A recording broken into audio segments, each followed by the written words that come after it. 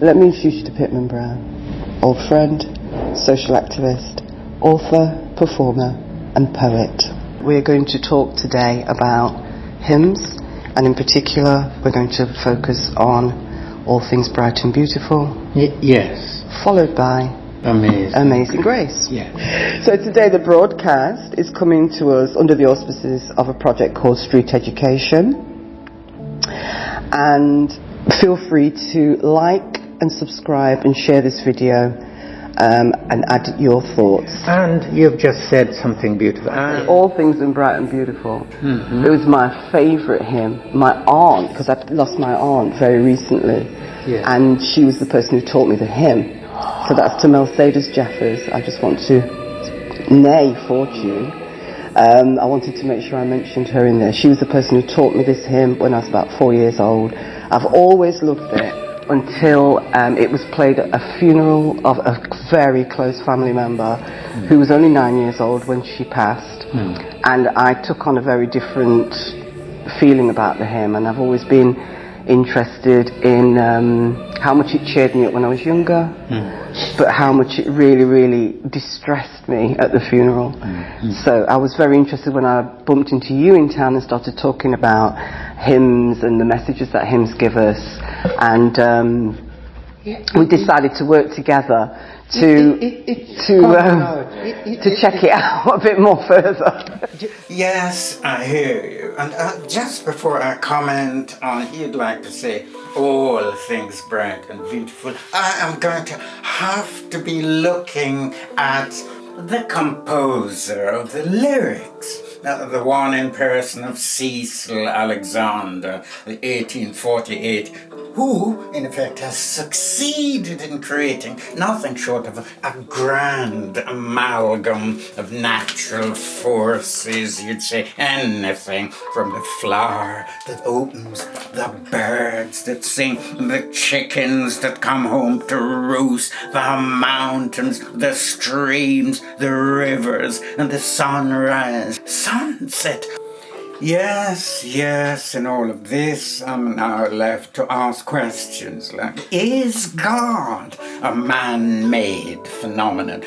Look, for instance, at the back of the American dollar bill, where it says in fine print, "In God we trust." You see, these men from the American Federal Reserves who have been creating money out of thin air, they are also creating their own definition of God. And if you, so are they Christians? Well, look at the word Lord. The Lord God made them all. Lord, another word, association coming from out of the House of Lords, 787 lords who are oppressing the people. They are an unelected body. They get free biscuits, free coffee, £300 a day. Where does this definition of Lord come from? Them sleep, them wake, them sleep, them wake. If this is the way that they're going to play it,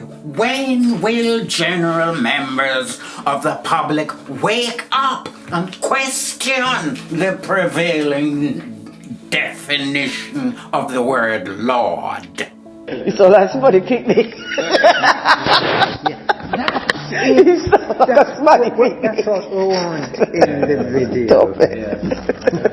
Indeed, the Lord, a reference point, bringing us all the way back to feudal times when the lord of the manor owned land, owned slaves, owned the right to speak in parliament, and whereas the masses did not. So if we just look at this again and link with what do you call in God we trust. We really need to question the name G-O-D. If, for instance, the men of the American Federal Reserve who created that American dollar bill out of thin air, they are Christians? Oh no, they are Jews. Some are Ashkenazi, Spain, others are Khazars. was from Russia or Ukraine. See, I've got to tell you, I didn't know there was a political side. I knew there was going to be a political side, but I just didn't know it was there. And the thing is, I think we need to differentiate between when we say Lord and Lord. It's a brilliant point, because I wouldn't have thought, why do they call themselves Lords? And why do we use the term lording it over me? Do you know what I mean? There's quite a lot of reference about, but we don't know I don't know any of the definitions for it. Actually, I like being in church. I don't mind being in church at all, actually. I just don't like cameras particularly. But that's okay, we've fixed the camera issue, okay?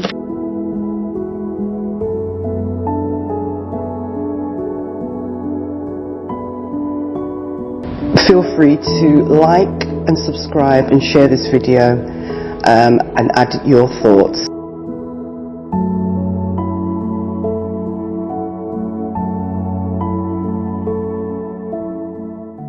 Yes, indeed, there is a further example I'd like to give, especially in the wake of the theological inquiry. I would like to look on the John Newtons of this world, hailing from out of the 1500s. This man was captain of a ship, and all of the passengers of that time were inextricably bound up with enslaved people from the African continent. So now when we turn up to funeral after funeral and hearing words such as amazing grace, how sweet the sound that saves a wretch like me. Something is happening here. This is drama now.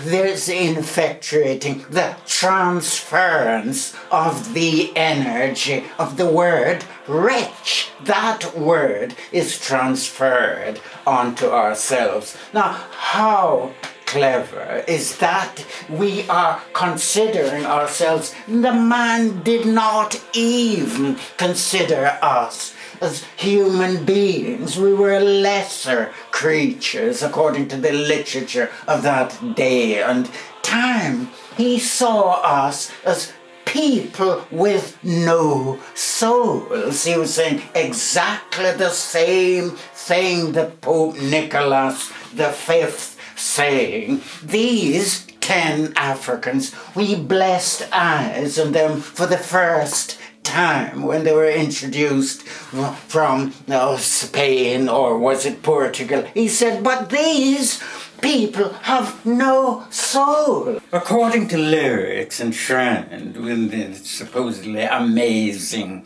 grace-related situation, I am inclined to ask what dangers, toil, and snares within the hymn tune are we talking about? Passengers, for instance, must have been frightened out of their minds. What is going to be our fate? Let us civilize them and make slaves of them. But first of all, they must be baptized. So we're coming back now to this amazing grace. It is so sad that none of the preachers or presiding over these funerals are going to say it the way I am saying it now. It is so sad. Hymns like Amazing Grace should be deleted from the songbooks. Are you listening, or are you just hearing? Prep. Got to be prepped. Anything can happen at the carnival, apparently.